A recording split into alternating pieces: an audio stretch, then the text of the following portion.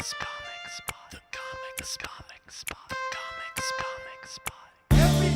talking at the comic spot. The comic spot.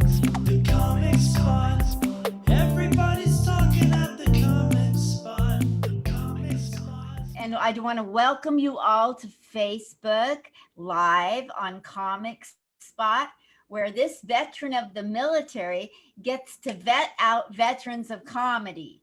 And today I have the extreme, unique, extraordinary pleasure of getting to have time with the Stephen Friedland. Now, if you don't know who he is, you better look up his bio, find out who he is. I'm going to read you his intro that he sent to me.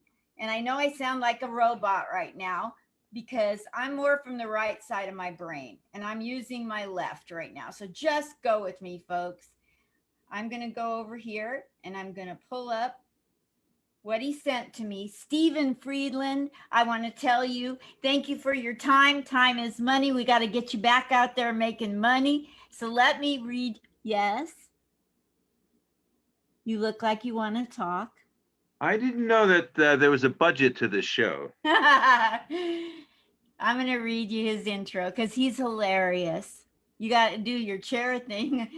People need to look up him and all of his videos that you can get yourselves a hold of because he's on another planet with his comedy. And that's all I'm going to tell you. It's like a book report. Go read it yourself.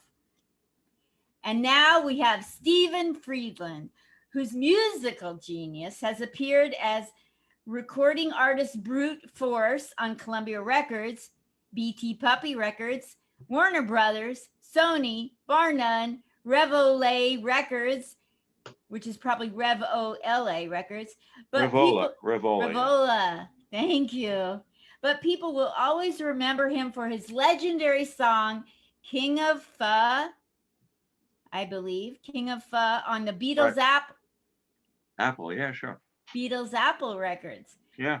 Currently, his music is being distributed on Ace Records in the UK with a vinyl 45 RPM single called Nobody Knows What's Going On in My Mind But Me. And here he is, Stephen Friedland, you guys. Woo! Linda, Marcus, Smith, you guys. Welcome. There she is. Oh, thank you very much. It's very nice. Welcome to the show that has no sponsor other than my pocketbook. Oh, well, that's up to you. You can be your sales force if you so determine. Yes, sir. I've always maintained that anyone walking down a street, anything you look at, if you're a salesman, you ought to be able to sell that. If you have the ability and the inclination and know how to do it, you could look at anything, anywhere. Walking down the street in a room and be able to sell it, be able to get together the list of leads. See, I'm a lead in your viewpoint and get it. And so whether or not you have sponsors is my own problem. It was your own decision. That is true. And if I keep saying it, it will continue. You are what you decide. Yes, sirree. Let's get into the mind. Forget about your childhood and your comedy career. Let's get into your mind. I want to open up your mind and know how you think, because then maybe I'll be funny like you one day. How do you think? Well, that's a superlative question. Is it? What's superlative? What is superlative? Yes, sir. Well, I have a dictionary right here, but I would say from my own knowledge that superlative is super, but even more than super. It's superlative. It's great, a wonderful question. And my own feeling, and that's, I guess, all I can give to you, my own knowledge, all I can come up with at the moment, is that the mind is, first of all, is an invisible entity. It's invisible. It's not like a piece of toast, for instance. It's not a thing. It is comprised of the very particles and substance which goes into the universe. In other words, hundreds and trillions of light years away, we would, should we be able to go there, find the same substances, materials, well, not material, but same subtle essence that comprises our mind. And therefore, I firmly believe that our mind is comprised of that which also comprises the universe. And that we have within us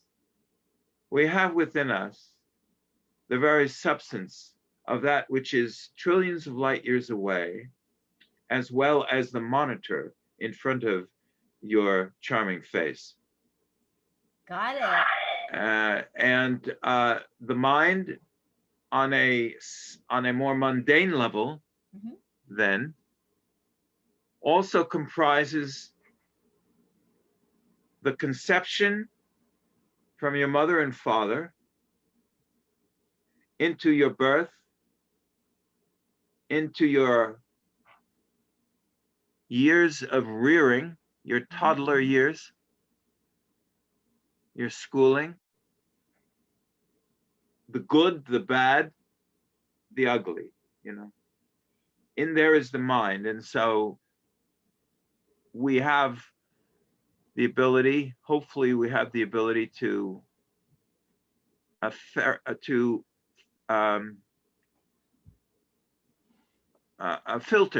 filter that out, to be able to choose, to be able to know what is good, what is bad, what is ugly, to be able to take the right path, to get on the right path, to be in firm control of the life, the mind being very important in the daily organization of what one does. It's a very, very wonderful concept, the mind. I don't know if anyone has really proven the mind. No one has laid it out on the table. No one has been able to operate on it. No one has been able to show it in a bottle. This is the mind. And yet here we have this concept, the mind. So I think this computer business and this technology that we've gotten into since, when was the first computer done? It was done previously to the 90s. The large room-sized computer that I think IBM invented long ago, well, long ago now, was probably the first, I guess, material duplication of the mind. We have in here, we have in our laptop, I have in my laptop, you know, the files, all those files. And I would say our mind has in it the files of our life. And we, depending upon a lot of things, healthy living, happy living, joyous living, moral living, are able to pick out the files. And that information within the files helps us to, just the way we go to our computer, helps us to get into something, to get into this or to get into that. So I would say it's a very good superlative way of beginning an interview. And I congratulate you on your great question. Thank you. Thank you. Who have people said you look like? There's a 1950s actor that I think you look like. Leading man. Take a good look now. I've forgotten how I look. Oh, look at that. Well, Who do people come up and ask you? Are you? Do they ever No. say you look just like? I could tell you that I can't remember the last time that ever happened to me, but I could give you my own feeling. I don't know. Sean Connery? I don't know. You know, Yes. am I correct in that? Yes. Yes. Yes. I've grown a beard within the last year, so you know, can't say too much about that. Sean Connery, mountain climbing Sean Connery. Oh yeah. Oh, he recently passed away, I think. Yes, he did. And in Portland, Connery. Oregon, there's a Mr. comedian. Connery, how are you today, Linda? Linda Smith. Ooh, that's good. Talk to me about you growing up, then talk to me about getting into performing, what all you've done. So little Stephen up to now. Go ahead, tell me about that trajectory. How's that for a big word? I will stay clean. You don't have to. You can do whatever you want. Nobody, Facebook doesn't care about this, only stuff you write. Well, the trajectory, of course, I may opine that in the eyes of my parents, the trajectory began. Probably their love was an initial trajectory, which brought me into the world. And I would very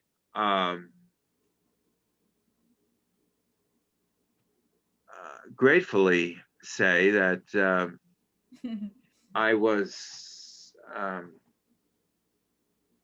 raised most perfectly. I was given the expression born with a silver spoon in your mouth, I think sufficiently takes care of my upbringing.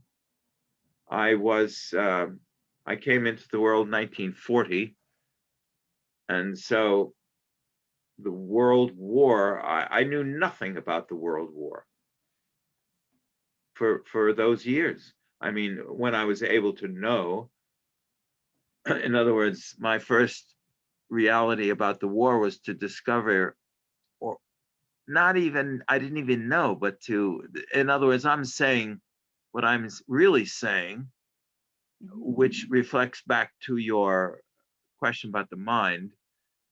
What I'm really saying is, what about, what suffering did I go through? Okay. Having been through being born with a silver spoon in my mouth, very favorable conditions, loving mother, rich father, a brother 3 years older than me, in a house in a city next to New York, Jersey City. Then at 5, entering into an educational system right down the block. And then I remember my first real, I guess you would say it would be suffering, would be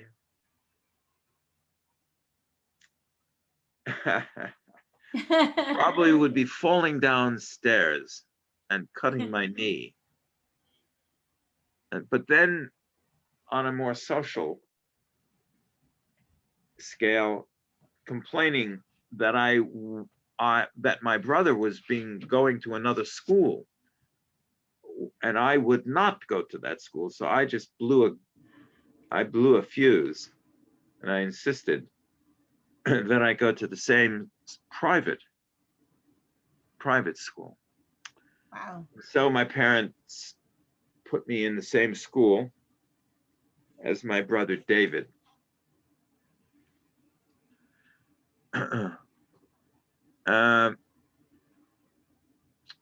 Talking about the young Stephen, and 5, 6, 7 years of old, then private school, you see. And we would summer down the Jersey Shore. So at a very young age,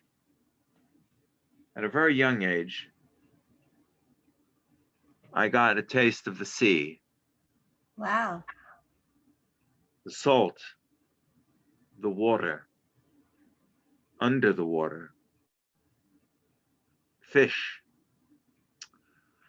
swimming. And at a young age, my father taught me scuba diving. Whoa. And so the beauty of nature, I was very into the beauty of nature. And I think one of my earliest memories was probably between 3 and 5, 3 and 4.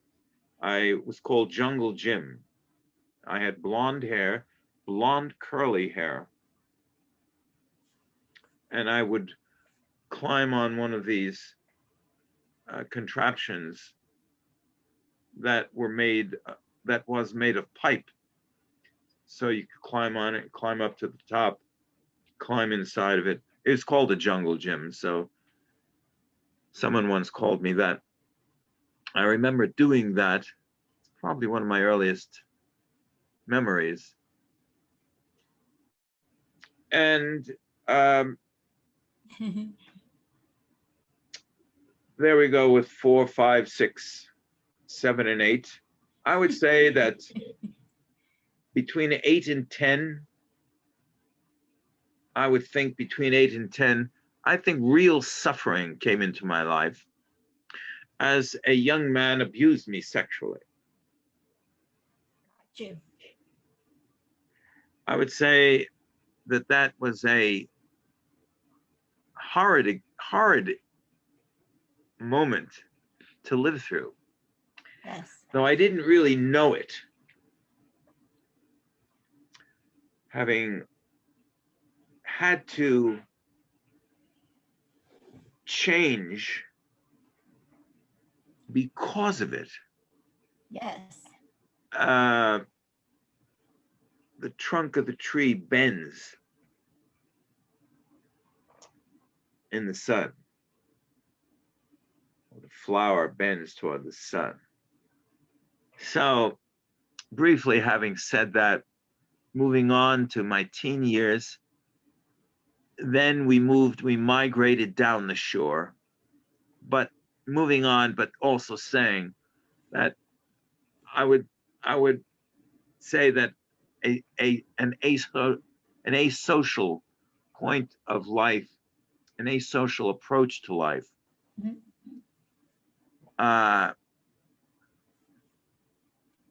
That's why I made the comment about the tree bending. An asocial point of life would have entered into my psyche,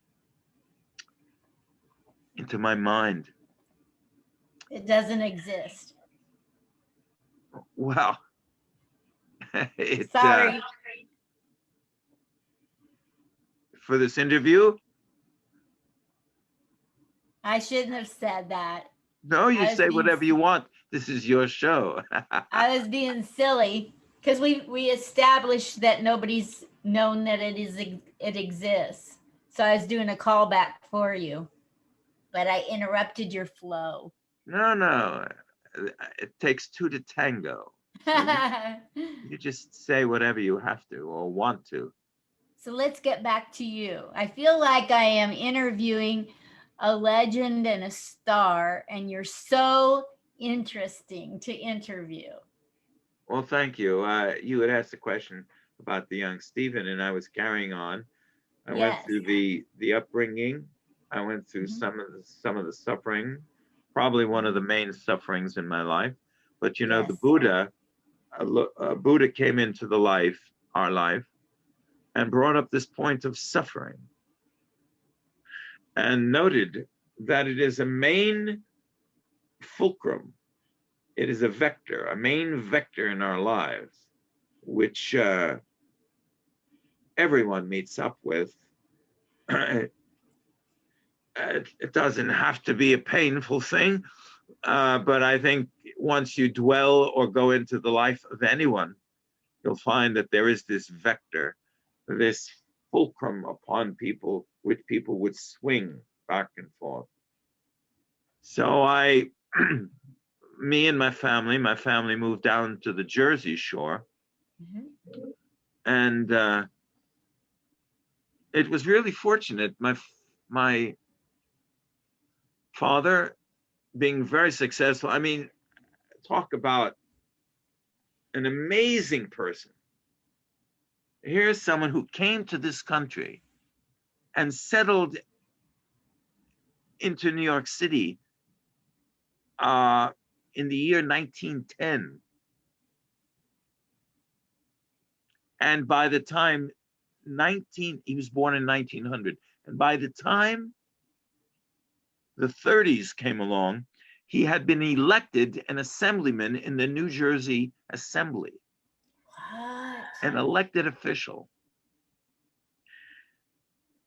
I mean, from Russia is what I'm saying. Came from Russia in 1910.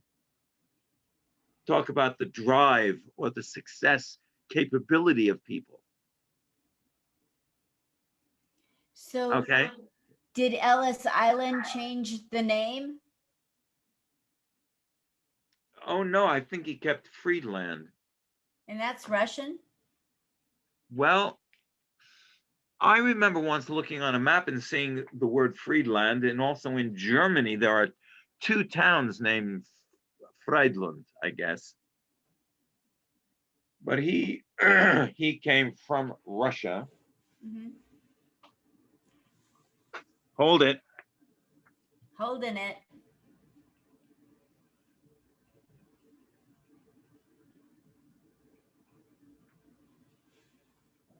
Don't worry, folks. He'll be right back. We'll be right back. Just if you want to donate money, and we'll send it straight to Stephen Friedland. Oh, really? Yeah. That's the best thing I've heard. That's the best thing I've heard today. You can do Cash App, Linda Smith 400, and I'll send all the money to Stephen Friedland. Because you know how COVID be affecting us. That was poor English. Where did you learn all this good English and control? And are you a Shakespearean trained actor? Let me not to the marriage of true minds. Do people tell you look like then I see Queen Mab hath been with thee. She is the fairies' midwife, and comes athwart men's noses as they lie asleep. Well, I guess I had acted. I am an actor. I'm in Screen Actors Guild, and the productions are very well. The pandemic is affecting everything, but in answer to that question, I've been educated, and I pride myself in that, and I find it difficult to negotiate with people or to go from person to person at times, but it has allowed me, I suppose, to become more compassionate. That is, to see that a great deal of people are not educated, and a great deal of people do not speak, would say, grammatical English. Yes. Or use correct English, misspell words. But then that allows one to overlook that and perhaps be of help to people, I guess. But I was educated, and I liked that very much. I liked where did you get your education? Well, there was PS 26 was the first few years, right? Then the private school that I entered, remember, I created a havoc when I was told that I couldn't go to the same school that my brother was going to. So I was also placed into Stevens Hoboken Academy. Now that's an annex of, a part of a school that's in Hoboken, New Jersey. Although now it's gone, it's been torn down, and it went from 1 to 12. You know,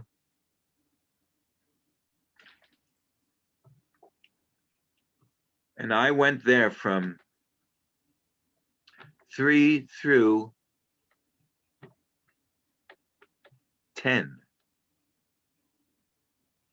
Then we moved down the shore, and I did 11 and 12 at Asbury Park High School. It changed from that 3 through 10, some 8 years, 3, 4, 5, 6, 7, 8, 9, 10, 8 years in a private school into then a public school. And it was like, you know, it's like a walk in the park for me.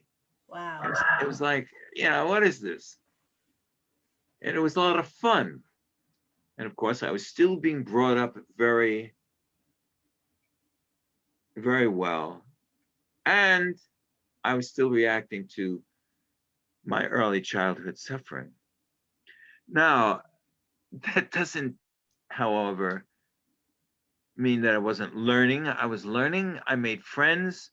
I had girlfriends. And importantly, though, I would say when I was still in Jersey City, down in the basement, there was a piano. And I remember an early childhood memory of seeing my mother play the piano and sing, play the piano and sing at the piano. That was very instrumental, no pun intended, in my career, obviously. Because after dinner, often I would go down to the basement and I would sit down at the piano and I would go like this. I would go, you know, I would go like this. Well, there's a electric keys in front of I would go like this. I'd go,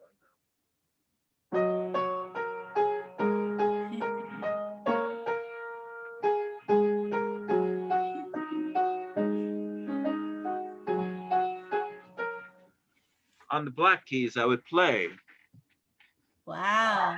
Yeah, and improvise. That was probably my first musical feelings of improvisation, and today and for the longest time during the comedy portion of my being an entertainer, I have included a chunk in my act which is making up songs. So that started because of the fortunate thing of having a piano in the basement when I was a young boy, going down and being able to sit at a piano and play, and being given piano lessons later on, and then being in a high school where I would, at parties, I would say, make up any song and I'll play it. I'll make up a song. Make up any topic. I would say to the people at the party, make up a topic, I'll play you a song. And so I did. Wow. And that continued right through into college, through high school, through college. Then in my private life, I would just be writing poetry, you see.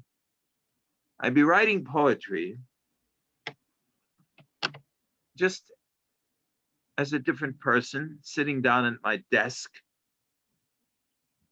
thinking, getting into my mind. And then later, a little later, still in my teens, I would combine the poetry and the melodies or melodies. Although at first, songwriting, we're talking about songwriting now. At first, songwriting just became the feeling that I am going to write a song. which is different than today, because now today I am surrounded with a pile of files of written material, of melodies, and I sometimes put them together. I would say, if I write a melody, if I write that is a poem today, or if I have an idea for a lyric today, or if I hear someone say something, a sentence perhaps, and I hear some words at the end of a sentence or a thought, it may be inspiring. I will write it down. If I don't write it down, forget it, it's gone. And so I will put that together with perhaps a melody from 10 years ago.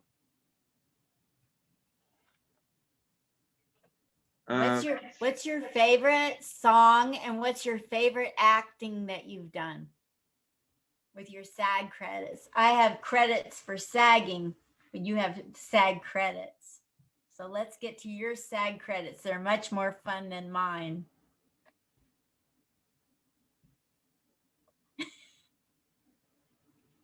How old is old, Linda?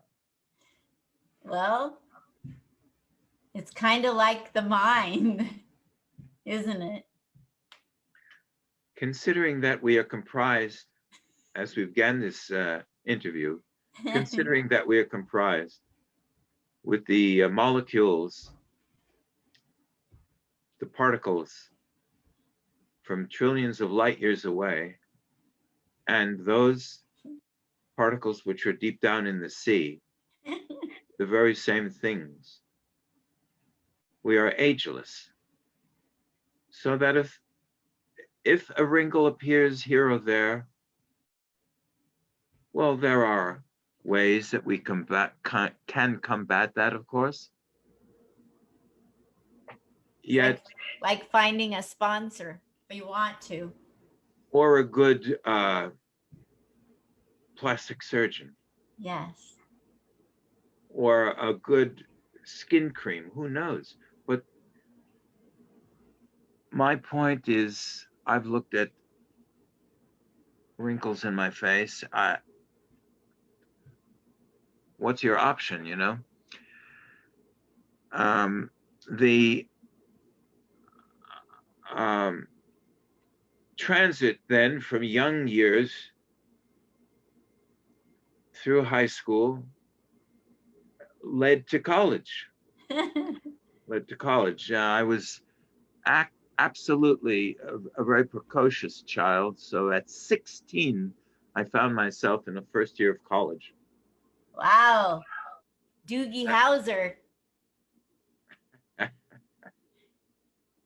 And it was probably not appropriate, because I lacked the social skills.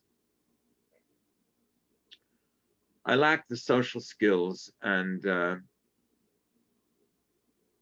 I got in trouble once. I ran for the,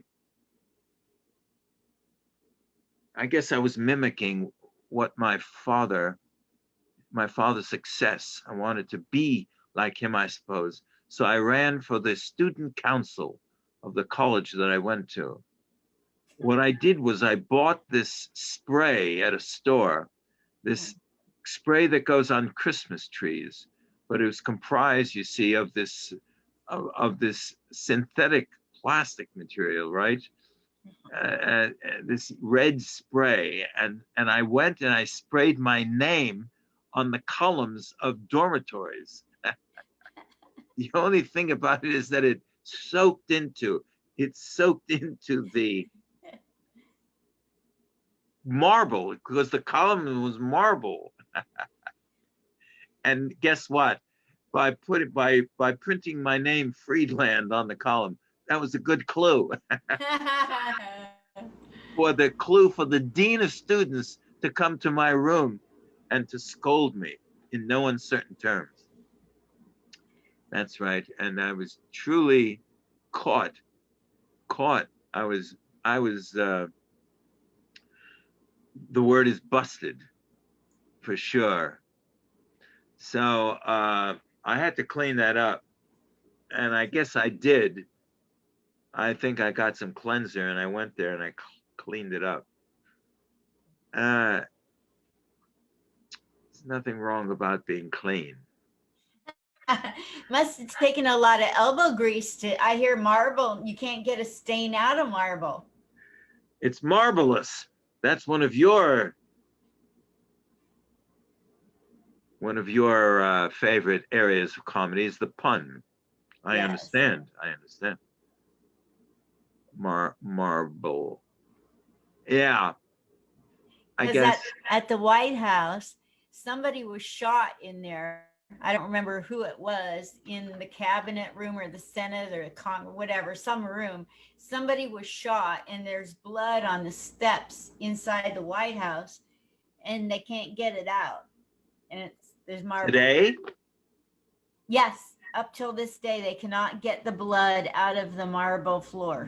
No, but you don't mean that someone was shot in the White House today? No, maybe a couple hundred years, whenever, Oh, like I see. I get you. long ago. Well, it happens. Maybe the where the blood is a very memorable, or has to be, because you can destroy anything and take it away and replace it. Yes. And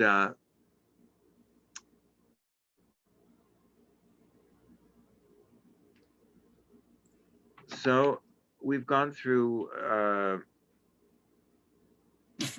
nothingness up to my college years. Yes. Which is where my nothingness started. Oh, where did you go to school? In Oregon. So, so much for that. I went to a teacher's college because my sister did. And the whole time I was just pulling practical jokes and clowning around. You didn't start comedy then, though. No, I didn't start comedy till 6.5 years ago. That's right. You see, if you had started it then, when you were doing that, right? Yes. You're talking about when Rodney Dangerfield was alive, talking about the contemporaries in comedy when you were doing that were who? That was in like 1969. Okay. So for sure, Dangerfield was alive, right?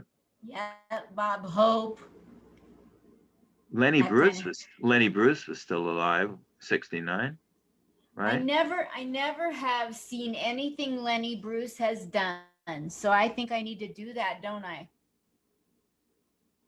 It's definitely worth the effort to get into that person for sure. And what's your secret with comedy and with acting, and what have you done in comedy and acting both? Well, and you asked me what is my favorite role that I've played. I didn't answer that, but I guess I'll bring that into this. What is my secret? I think that when you're chosen, if you get to be so lucky as to be have an audition, rather than just to go and walk across the street as a background, or to sit in a room as an extra. If you are lucky enough then to have an audition to go, which I did make the role out of about probably at least 70 actors in a room, I remember, or on the day, I remember I made the part, the director in Enrique Iglesias,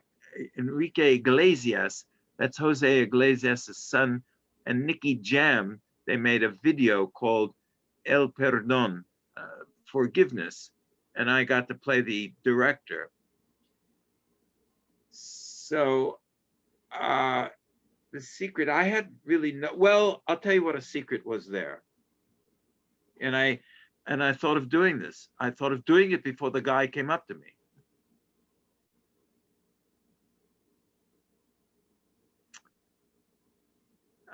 The guy came up, he said, well,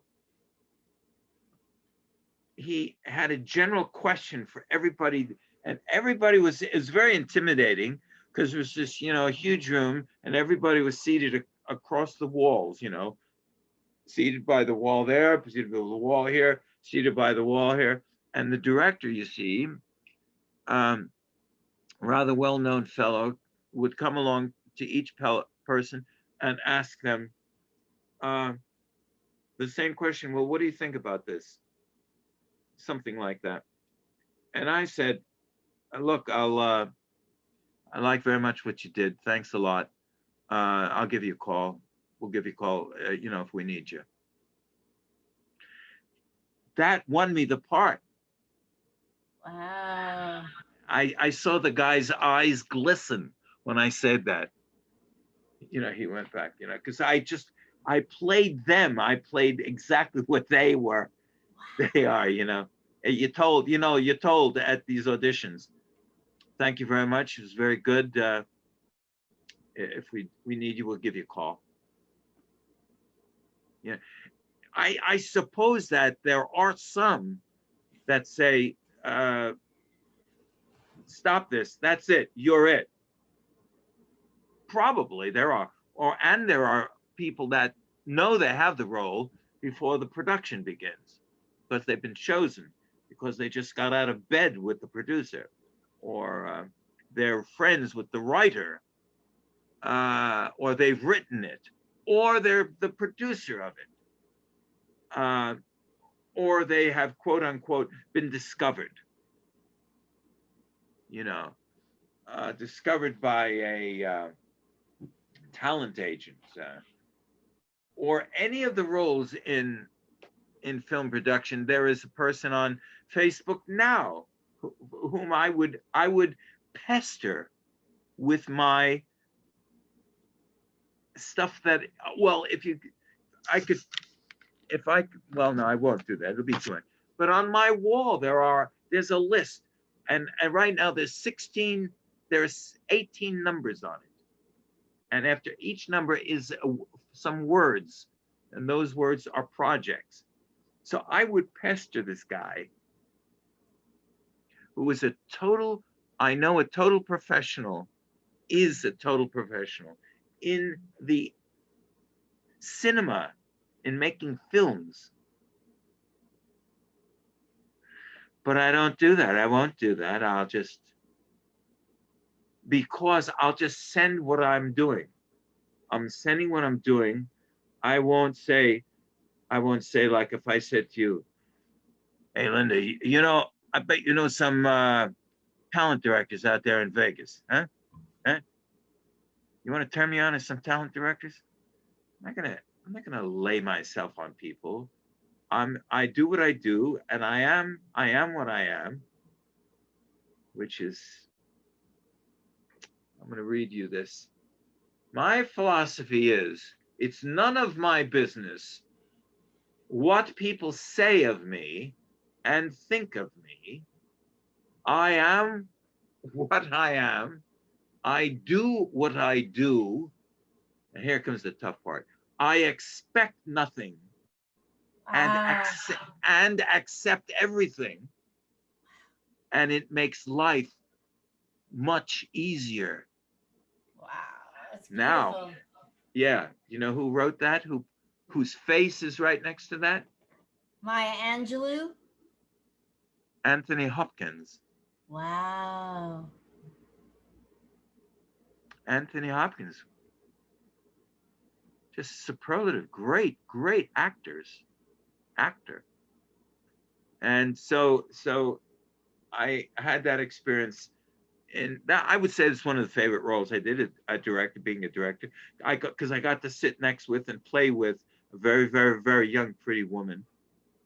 Always a delight to experience. And but I would say my what I played in Ghostbusters is the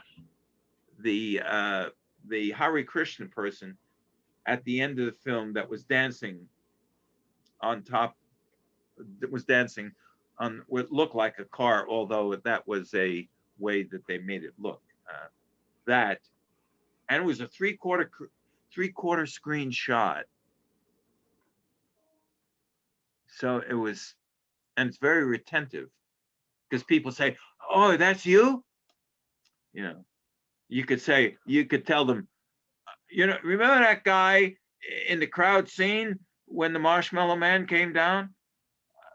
I was in front of the church, which I was, but no one would remember that. But this Hare Krishna person dancing is very, because I'm all in white. I'm in my yoga clothes. It was the dead of winter. It was freezing. One thin layer of cotton only. And it's very, very Reitman, Ivan Reitman. I yelled out to, because the Marshmallow Man, was exploded, and Yes. all the marshmallow came floating down onto the city street. So I picked up, it was soap, and I picked up a piece and I put it on my head, which was bald at the time. I was wearing my hair bald because I was pretty much heavy into yoga, and I became a yoga teacher. And so I said, um, I think I said, Ivan, or I said, Mr. Reitman. Probably I said, Mr. Reitman, how about this? And there was this big clump of suds on my head. And he said, yeah. So that was good from a standpoint of taking the initiative, because I was not directed to do that. Wow. Yeah, I was not directed to do that. And that can be very dangerous in film production because these people are so persnickety. I mean, if you bite your fingernail, you could be fired. It's just crazy. You have to be super polite. And now with today's stringent code between male, female, politically correct, then when you're in a room with people whom you don't know, it's like you have to be a robot at times. So Yes. So I it's get good to bring a book, read, So that was a highlight in your acting career. Ghostbusters, yeah, and I've done jillion backgrounds, Why? To make the money. You make the money. Doing a sufficient amount of backgrounds per month, you'll make extra income, revenue stream. And also you have the opportunity to be noticed. You have the opportunity to be noticed, your face, your voice. Well, as a background, your voice, you will not be heard really, unless you take the chance of saying hello to somebody, which is very dangerous. That is if they're on the crew, or especially a lead actor. I mean, I was this close to Liam Neeson's face in a film called Kinsey, in which I played, again, background, I played a professor holding a glass of champagne, standing, but I was this close to the guy. I love that guy. He's great. In those Taken, in those Taken movies. Yes. Where he finds his daughter, from being hustled off by criminals, probably Democrats. But anyway. So bad. You gotta the stick clip, the the knife clip. in. What? You gotta stick the knife in and turn it, right?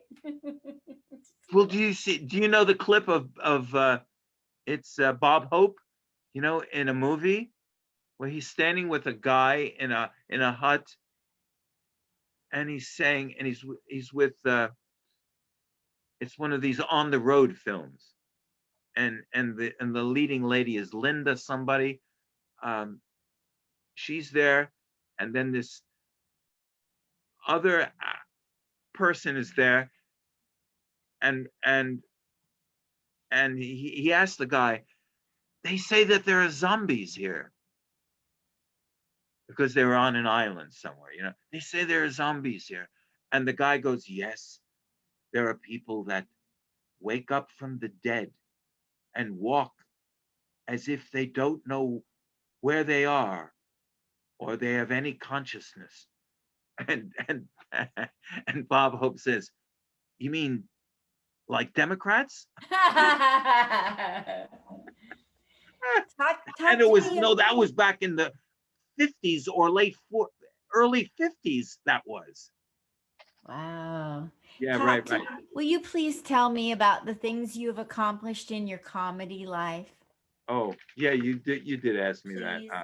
It's No, been it's okay. it's been very tragic in a way, but I've had a lot of fun. And you know, I did the required showcasing, then I did the required playing of clubs.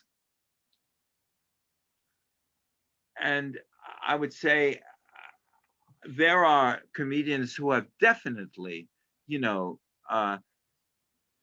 kept climbing on the rung and kept playing in the clubs, you know.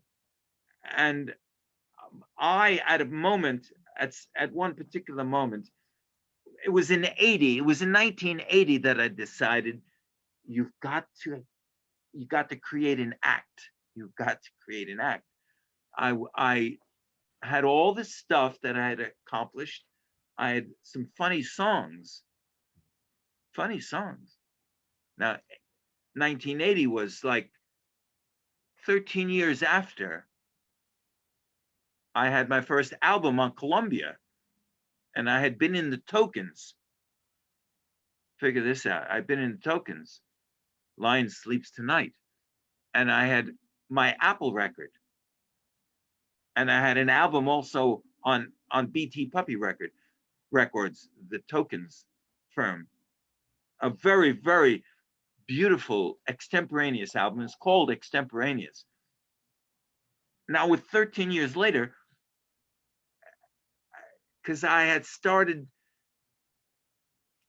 getting into clubs, showcasing, you know, 7-minute sets, you know, throwing up whatever is good and keeping what is good, throwing out what is not good, learning what to put in, creating sets, chunk after chunk after chunk, you know, night after night. I would travel in maybe 35 miles to be on 7 minutes in a club, you know, then finally maybe getting a little bit of money for a set, you know, at the same place in New York City, where I think that Steve also went into this Good Times at 31st and 3rd in New York City. And then being booked in clubs, in quote unquote comedy clubs, and coming face to face in clubs and seeing on stage those comedians who were quote unquote making it at the time. You know, and I'd be seeing Robin Williams, Sam Kinison, Rich Belzar, although he wasn't appreciated, Larry Davis, appreciated on stage. I mean, I've seen him, you know, completely, you know, just leave people in the wilderness. And look, the billionaire that he is. Yeah. Larry Davis. Yes. The complete genius. So there was a point though, and I was always also combining, because I faced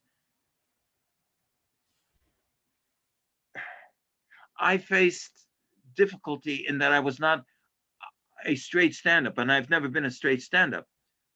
I've been an off the wall. I've always thought of myself as an off the wall comic, you know, off the wall musical comedian.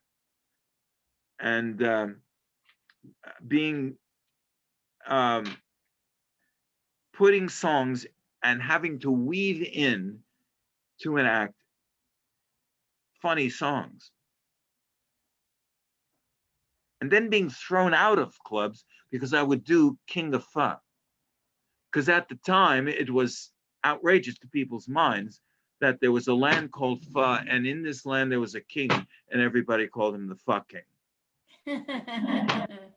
But to put that in a song and to weave it into a song, a very deep song about beauty and individuality, but yet being thrown out of clubs. And I had props. I had lots of props. I had a lot. I had a lot. This is a genius. Classic. This is And so I great. would put these. I would have a segment. I would have a chunk of my act that was. Oh.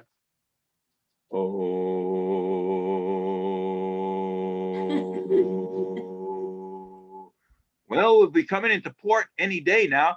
Well,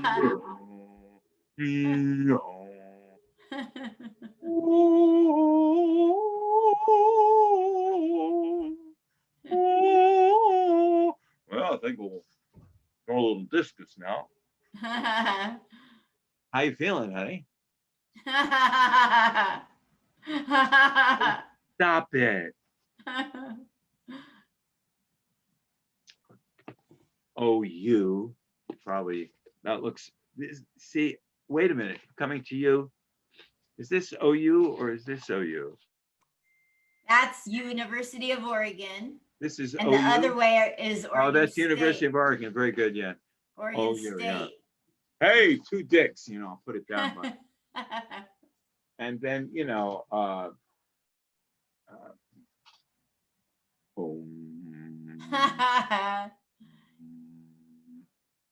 hey, what's your MO, buddy? What are you doing here? And then this is, I think, my most lovely one is wah. Mew.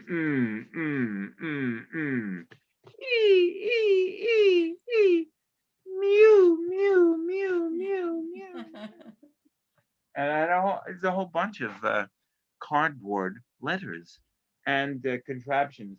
Oh, on the G string. There's no. Are you a There's a little bit string. like? Are There's you a little bit like Victor Borge? Oh, thank you. Victor Borge is a definite inspiration to my career. The first one who really taught me, inspired me that I could sit at a piano and be funny. Wow. That's right. He was almost disrespectful to the art of concert piano, but made it funny. Yes, but he combined his, and I'm quite, I would say, envious, I would say, Yes. of him being able to rattle off, because should I sit down and study a piece, probably I could play maybe a minute of a piece, which would suffice. And I do have some pieces that give the impression, which showbiz is, that I'm really playing the piano, and I mean, don't mistake me, I am a composer and I do play piano, but there's quite a difference between me and a concert pianist. Okay, right. Yes. As we all know.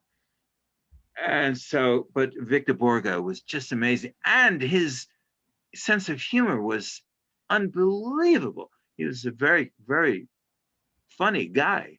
Very funny guy. And like you're more likable than Victor Borge was. He wasn't likable. He had a likability, but it wasn't in here. It was his material, his craziness. It was probably as a person, he was a bit staid and a bit rigid, but on stage, he was more likable, yes. And he would, take something and just keep extrapolating on it too, and bring it out and make funny. And he would also, he had, the seat belt on his piano chair, which is great. And he worked sometime with an opera singer, and she would hit he would belt a high note and he would react to it, and he would include, common tunes like of Happy Birthday in very classical pieces. So he was super, super talented. And Victor Borge could, walk out on a concert stage and just a concert piano there and do the thing. He wouldn't have to say a word because he was a great pianist.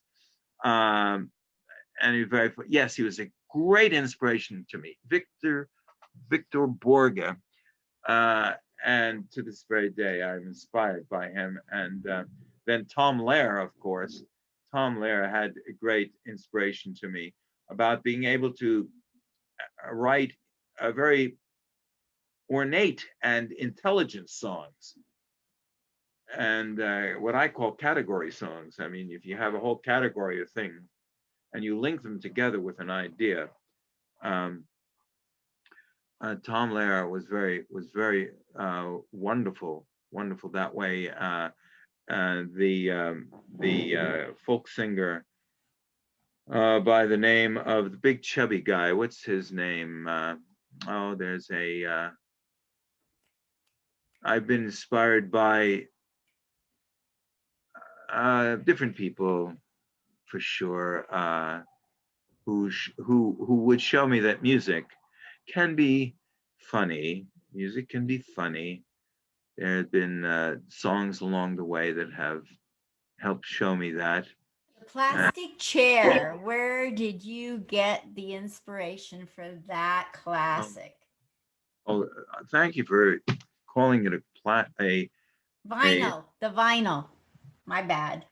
No, vinyl is part of the plastic industry, though, isn't it? I bet it is. I think it is. You're not bad, Linda. You're good. You're good. Very good. You're good. Good. Where did you get the inspiration to? Good. You're very good. That's that's Billy Baru. That's Ted Knight. Oh, Billy Baru.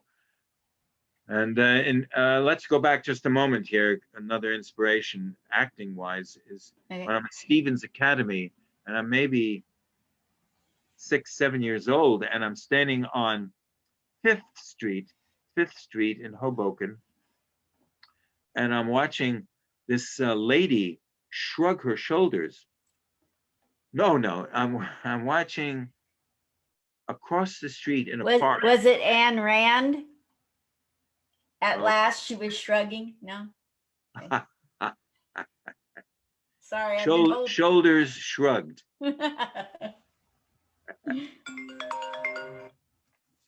That's you. I'm throwing the phone away. People should look on Facebook Live. That's a good title right there. See, I'm throwing the phone or my phone. You can have it, please. Away. Subtitle: you can have it. And so I'm standing on 5th Street in Hoboken, right in front of the school, Stevens Hoboken Academy. And across the street in a park, there is a film being shot. Now I'm going to give you some hints. It's a hint. It's in Hoboken. Hoboken is a big hint, a waterfront town. And there is a film being shot in a park. There's a male and a female, beautiful blonde young actress. What year? 54, I believe. On the waterfront? Exactly. Awesome.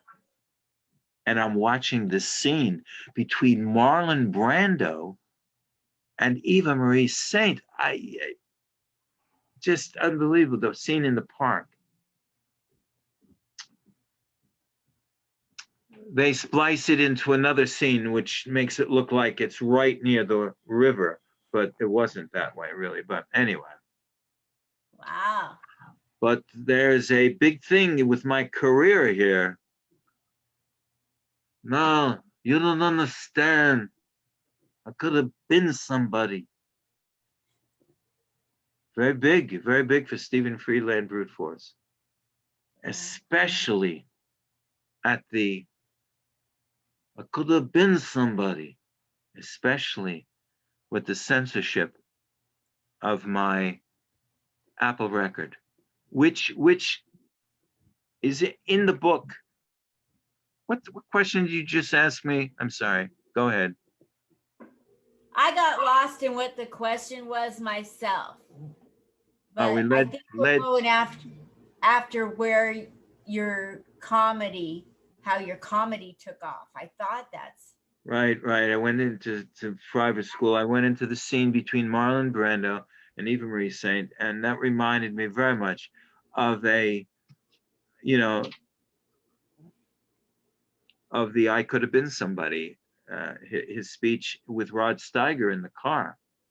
You know, and he busted him. He told him, he knew that he told him to lay down. You know, I could have been somebody.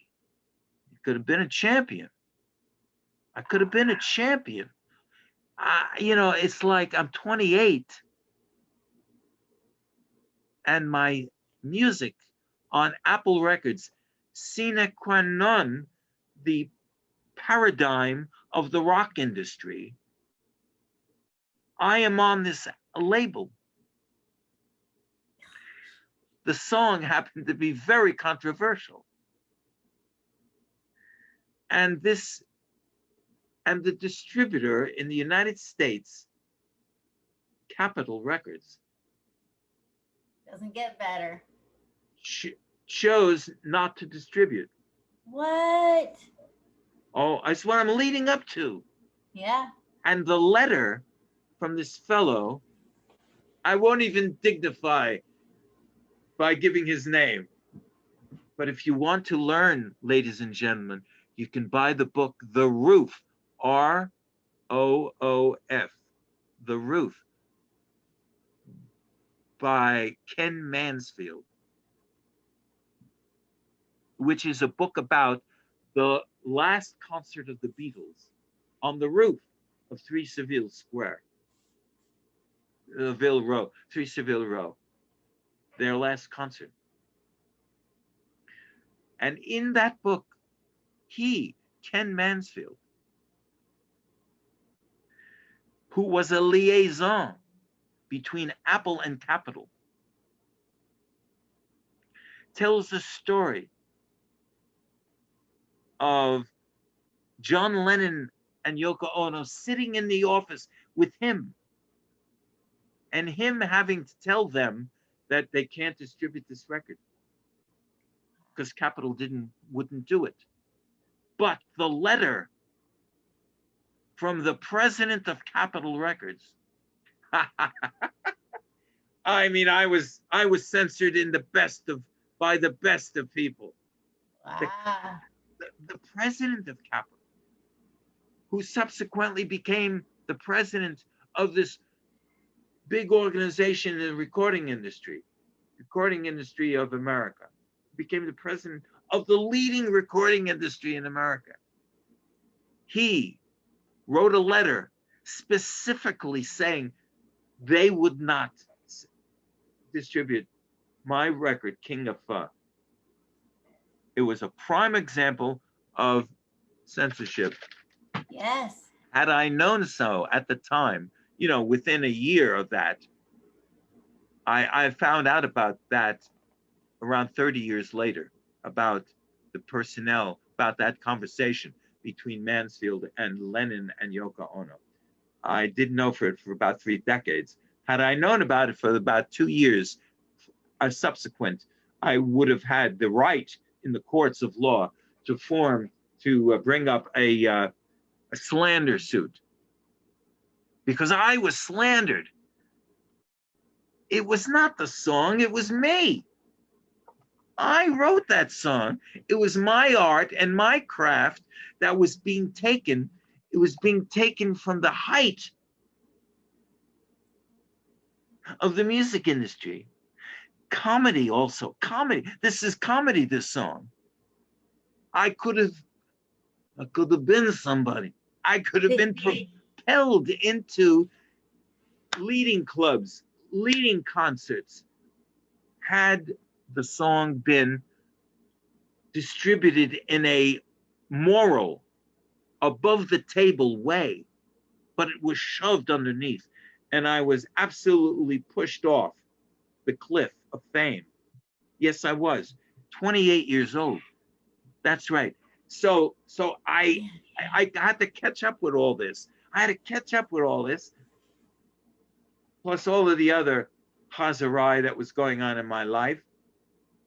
And I had to learn to put all this together. And I became a paralegal. I became a real estate salesman. And I became a salesman in the financial industry in New York City when I moved into New York City. But all of that, you see, all of that is putting off what I believe, George Carlin did not do, what Robin Williams did not do, what Lenny Bruce did not do, what Rich Belzer did not do. That is, waste their time with some other people schlepping their crap. I was successful at it, but and all of that stuff is still within me. All of that creativity is in me. See, and I'm saying that I wrote that song in '67, had it recorded. I recorded it with the Tokens, and I was in the Tokens at the time. So no one looked at the lyrics, much like everything. No one. Aren't the lyrics, aren't they freedom of speech? That, of course, is the First Amendment to the Constitution of the United States, which I pray we keep in this country. Because if we lose freedom of speech, we lose this. We must stay with our Constitution, our beautiful, noble, worthy, God sent. It says that we have certain unalienable rights that are not made by men, women. I'm just looking at a Facebook. My friend Pat Matthews, he's with Beatlesarama, and I'll be doing some promotion with him on my new single, 45, which, hold it. You mentioned The Lion Sleeps Tonight. Did you write that song? Oh, no, ma'am. That's a whole other story. That's a whole other story. Lion Sleeps Tonight. But yeah, Pat is sending me a thing. Here, look, this is great. This is my top drawer at the moment. This top drawer. Top drawer. Yes, I'm posting that. Oh, thank you. Nobody knows on Ace Records. Nobody knows what's going on in my mind but me. And my promotional line with that is, it's the most psychedelic track of the 2020 holiday season, because it is a psychedelic genre that I produced with the Tokens at the time. Whereas the Chiffons, who had a medium-sized hit with that song, that's a girls group, Chiffons. Yes. But it much We're different. talking famous groups. Oh yeah, sure. Yeah. I had other songs with them too, but Nobody Knows was the most famous of the songs I wrote, which they had recorded. But the difference being, the track that I produced with the Tokens was like day and night from what they did. They were. It was like Lawrence Welk next to Sun Ra. Oh my goodness. Yeah, right. And so I could have been somebody. I definitely can attest to that. And Terry in on the waterfront, though, you know, they fell in love. They fell in love, but he suffered, man. He suffered a lot from not doing himself, not really being the champion. You see, I can complain day and night about people. That's easy. That's easy. I you know, you go, well, what does it do? Doesn't put money in my pocket. And in a capitalistic system, which I am competing, I adhere as much as I can to that. You know, when I buy this orange, this orange, I eat this orange for the vitamin C in my body. Now, the people that sell this orange, they got it from the orange orchard, right? Right. And this orange orchard guy, well, this orange orchard guy, he has employees that come up, perhaps even some immigrant employees. These people are earning money. They send it back home. Those people back home, they're buying things in their local stores. This orange orchard guy, he has a home with a mortgage. He has a field with land taxes. He has insects that he has to prevent. He has to buy insecticide. He has to hire people. He has a budget. He's getting money. He's putting it in his stream. The trucker that takes the oranges to the store, he has wheels on his truck. He has metal parts in the motor. He has a family to feed. He's getting paid. He's getting paid by the trucking company that is hired by the orchard. And I would say he's also perhaps getting income also from the store that he's delivered to. Perhaps even the distributor of oranges owns the store. The store owner, he has rent on the store. He has employees. I'm talking capitalism. I'm saying, people, do not stop capitalism. I am pleading with you.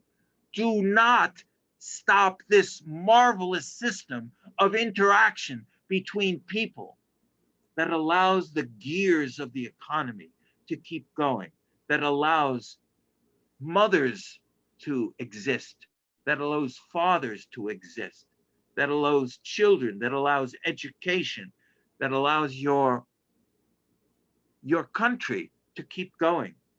Yes. Instead, may I say, instead of you being told, we have allotted 1 hour of time for you to have an interview on next Monday, by the government, mind you, instead of some bureaucratic oaf in the communications department sending you a edict or a note that you can have a interview on Monday. We've gone about this in our own way. Free enterprise. I plead with you, people. Keep private enterprise. How could you not keep it in your life? You are free. And that these certain unalienable rights are not given to you by government. They are from, however you think about it, I say, and I follow the Constitution, are given to you through a deity, through God. Now, the whole question of God or no God or neither God or no God will come up there. And we won't breach that subject. Either to say in our Constitution, that subject is brought up, because those are very religious people back then. They were very spiritually oriented people. And so that our rights, that every day we have the right to invent a widget, to put it into a factory and to make $1 million within a week or 2 weeks. This great program, the Sharks, what a great program that is. How can you appear before these these billionaires, right? And they, you know, it's like the Greek gods. It's like Greek gods looking down on you now, right? I have my segment in my mind, which I will do with those people. I won't say it now because I'm not, but I definitely have a segment there. And I also have a TED speech that I have already, so I can do that. I can do that tomorrow if they wanted me. I would go there and do it. But we're way over time, okay. and no, but I'm not trying to rush you to a close. I'm just letting you know that we've gone about an hour and 20 minutes. And I just, in reliance to that, to trying to adhere, I pay by the minute to be on here. So I should wrap it up to be financially responsible. I love talking to you and I wanted to open up your mind. And I felt like that is accomplished. So everything you said was a bonus because I got to see the mind at work, the genius. So I thank you for coming. And I want to know, how can people support you? Brutes Force, BRUTES. That's S as in Sam, F as in Frank, ORCE. brutesforce.com/confections, or just brutesforce.com/confections/products. You'll see my new single there, which I'm working on. Nobody knows. And Okay. yeah, Ace Records. And also, I haven't spoken at all about my mission in life, which is on Planetwork.com. Planetwork.com. Hold it.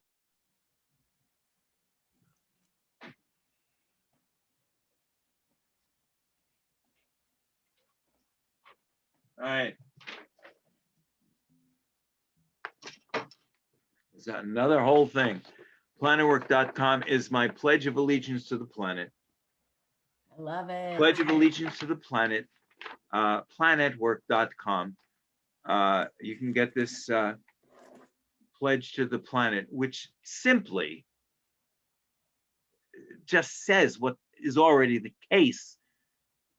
If you do live on a spot of Earth at the moment, and you pledge allegiance to some spot on Earth,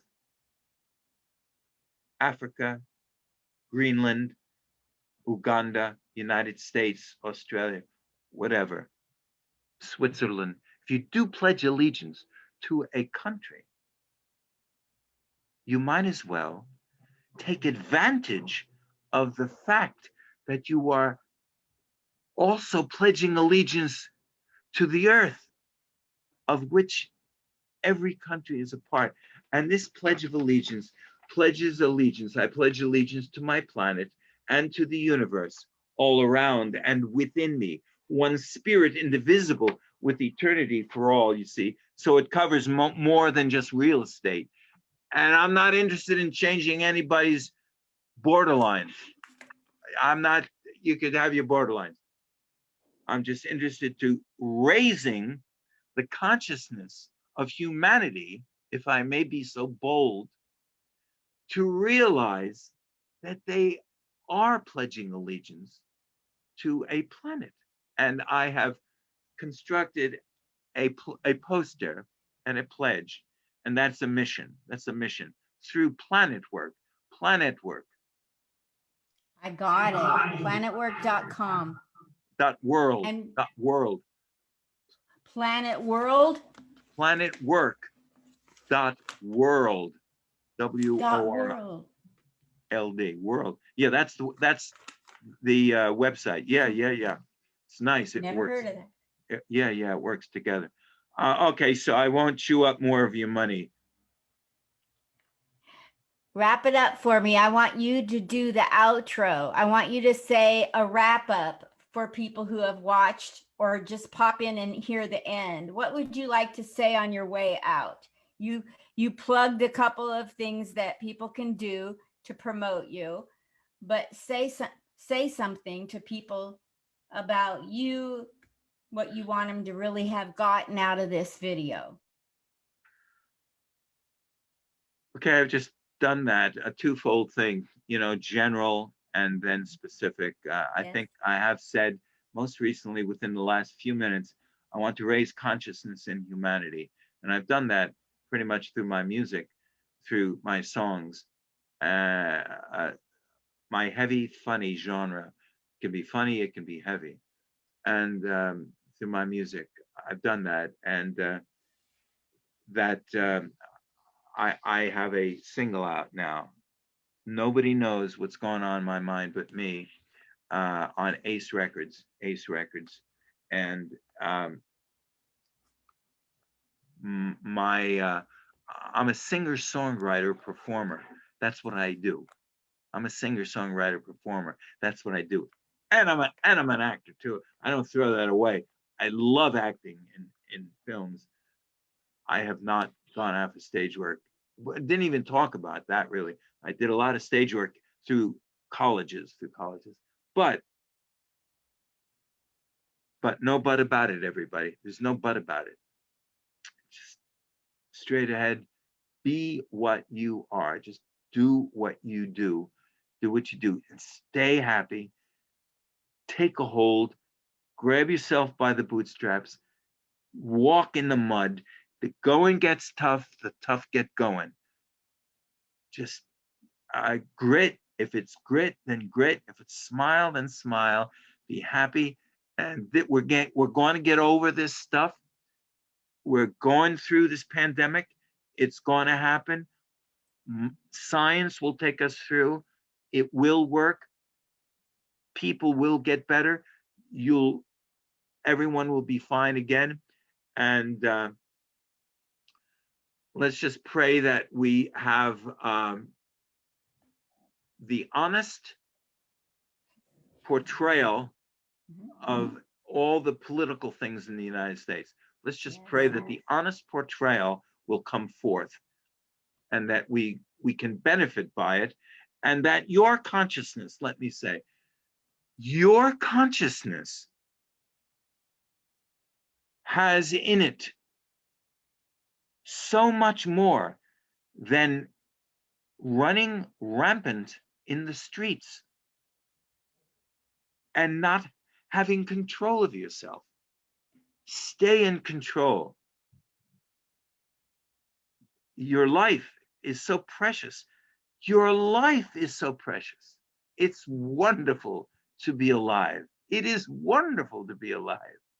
I thank you so much for having me on your show. It's wonderful of you to do Thank you so that. much.